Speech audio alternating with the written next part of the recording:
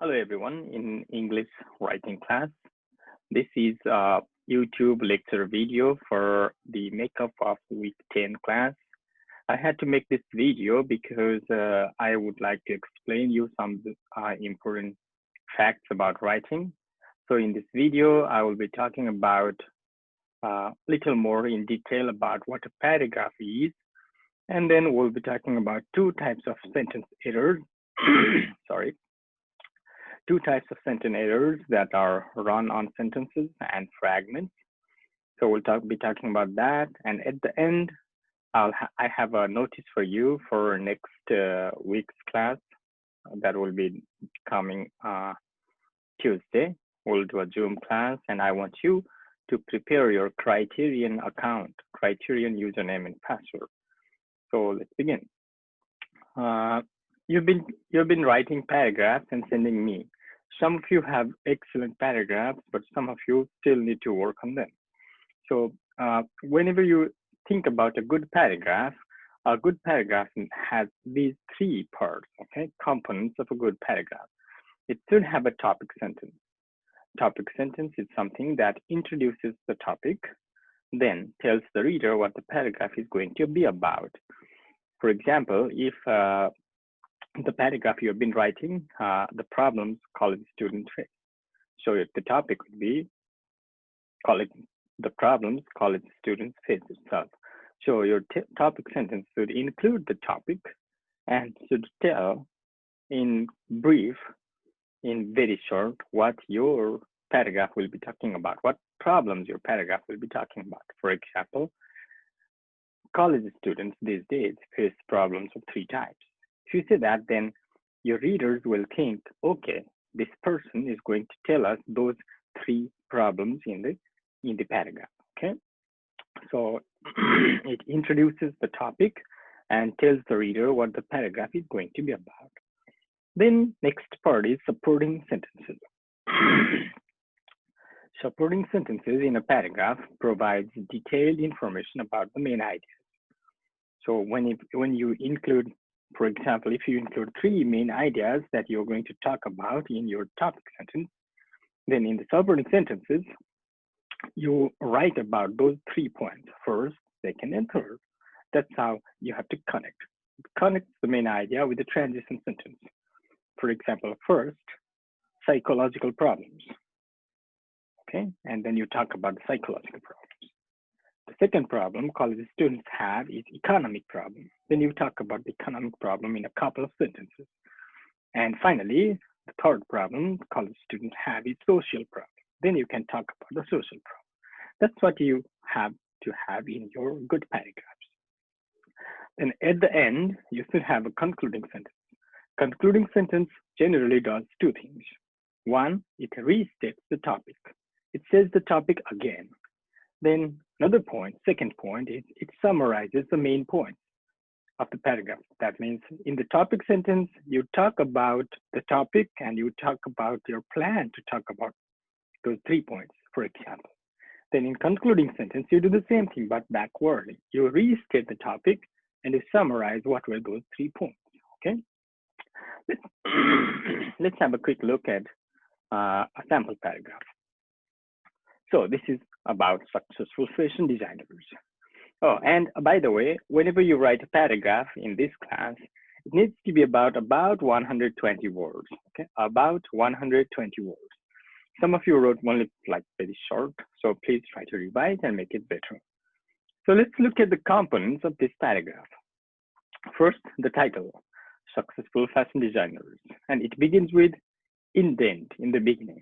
Remember, you have to have 5 space indent in the beginning, okay? Let's see, topic sentence. Successful young fashion designers usually have 3 characteristics. Now you can guess, without reading the following part, you can guess that the writer is going to tell us about those 3 points, right? Because it says the 3 characteristics right there. That's the topic sentence. What is the second component? Supporting sentences. Now you have to find those 3 characteristics. In other words, that 3 main idea will be the guiding principle of this paragraph. First main idea. First of all, they must be very creative. So creative, that's why idea one. For example, you can read later. They must use their artistic abilities and their knowledge of textiles and colors. That's main idea one. Second main idea two. Second, they must be willing to work over a long period of time. Usually, young fashion designers start out as a poorly paid assistants or unpaid interns. They must work many long hours for little or no pay to learn the needed skills. So this talks about the second point, okay? Then look at the third point. Finally, so you don't have to say third because you know this is the last one. Finally, successful fashion designers must be well organized and understand the importance of building an outstanding portfolio. A portfolio is a larger folder with sketches, photos, and samples of a designer's work. It is visual proof of a designer's talent, vision, and accomplishment. That's the third point. The writer is talking about. Now, that are the supporting sentences. The final component of a paragraph is the concluding sentence. So when you write a concluding sentence, you can say to sum up, or in brief, or in conclusion. There are so many varieties. To sum up, creativity, willingness to hard work, and being well organized are some of the characteristics that make young fashion designers successful. So it's saying the same thing that it said in the title, in the topic sentence. Successful young fashion designers usually have three characteristics, but it summarizes those three. For example, one, creativity, another, willingness to hard work, and being well organized. So it restates the topic and summarizes the main idea. So this would be the best example of a good paragraph you're going to write. So if you look at the components again, so it has the topic sentence, main ideas, three main ideas, and the concluding sentence. Next important thing is when you connect the ideas, when you connect the sentences, it has to have transitional expressions, or we call logical connectors. For example, first, second, finally, to sum up, or usually. Other examples could be in addition, furthermore, okay? Also, moreover, there's so many varieties. You will learn that later, okay? So when you revise your paragraph on the problems college students face, try to make it this long and try to have all of the components in your paragraph. Very good. Now, next thing I want to talk about some sentence errors, okay? When you send me your essays, I find these two types of some common errors in your sentences. First, run-on sentences. What are run-on sentences? Run-on sentences are two simple sentences. They are connected, joined, but not correctly. For example, they do not use coordinating conjunction. There is no conjunction and no comma. For example, look at this. My roommate wants to win the Tour de France someday. He spends hours riding his bicycle. So there is a problem in this sentence. What's the problem? My roommate wants to win the Tour de France someday. That's one sentence.